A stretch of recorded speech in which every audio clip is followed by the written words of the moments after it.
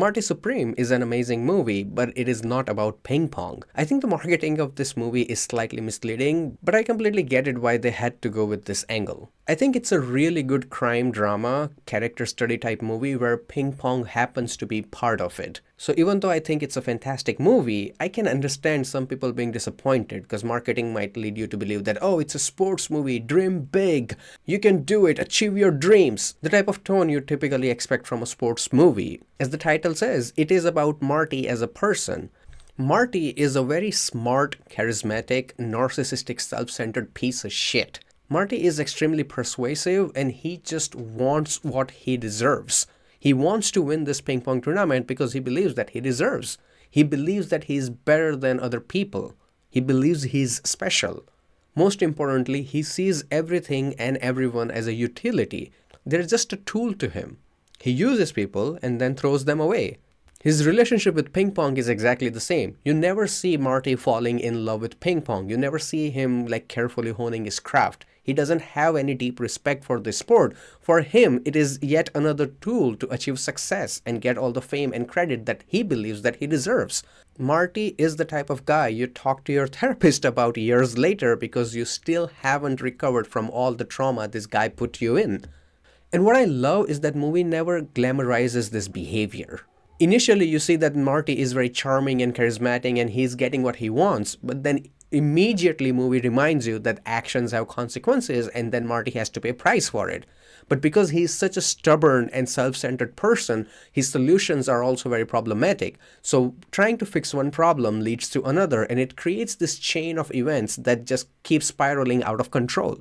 To give you an example of how terrible a person Marty can be, remember that scene from Whiplash where Miles Teller is being very mean to Supergirl because he believes his career is more important than the relationship? This movie also has a similar scene, but Marty here is so blunt and rude that he makes Miles Teller look like a saint. And because Marty as a character is so chaotic, everywhere he goes, this chaos and this destruction follows him.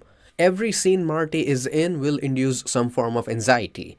And I love how the movie complements this character with all the technical work. The way camera moves, the way shots are edited, the way dialogue is written, people don't talk, they talk over each other, they argue. There is never a simple, peaceful conversation. And even when there are simple scenes where people are just talking, you have this background music consistently going as if Tom Cruise is about to jump off a building.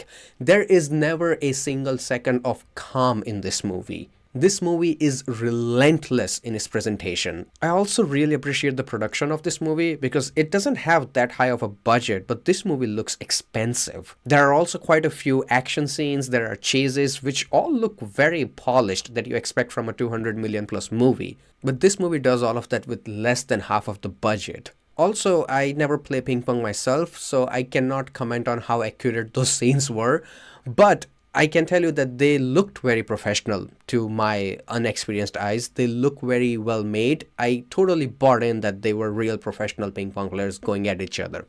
However, from the performance angle, I'm kind of split about this movie. So there's a good side where you have Timothée Chalamet absolutely killing it. He is giving it his 110% to make this character as good as possible. Odessa A'zion also does a really spectacular job, and every scene she and Timothée are together, they just have such a solid chemistry. Same with Timothée and Tyler the Creator. I think Tyler is mostly just playing exaggerated version of himself, but the way he is cast and utilized in the movie just fits without any problem. But on the other hand, you also have Kevin O'Leary and Gwyneth Paltrow. First of all, why do you need this man in your movie?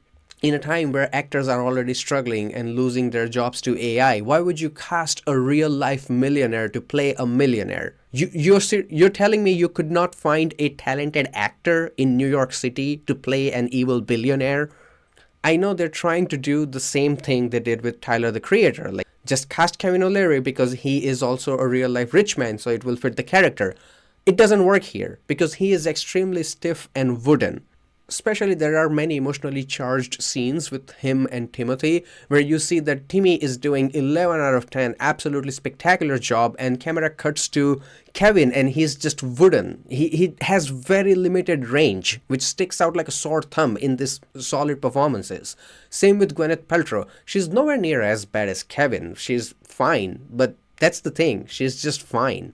For example, when you look at Timothy or Odessa or Tyler, these people are actually adding more value to the movie. But whenever Gwyneth Paltrow shows up, you're like, oh, anyone could have played this role like this. There is nothing special about casting this particular person. I also have another issue, and that is not the problem with movie. It is problem with me. I struggle to watch movies that are relentless like this in terms of like inducing anxiety. Every time there is a character interaction in this movie, somebody is trying to hurt somebody else. Like just being mean to each other, rude to each other. It's just a bunch of snakes dealing with each other. And when you combine all of these characters with the presentation of this movie, which is very chaotic, loud, and as I said, it almost feels like an assault on your senses, but I mean it in a compliment way. Okay, they do a very good job, and I'm glad that they went with this route because that just made this movie so much better. But me as a person, I just got exhausted of all the chaos and anxiety this movie throws on you for 2 hours. It was the same reason I didn't enjoy Uncut Gems as much, even though I think it was a very good movie.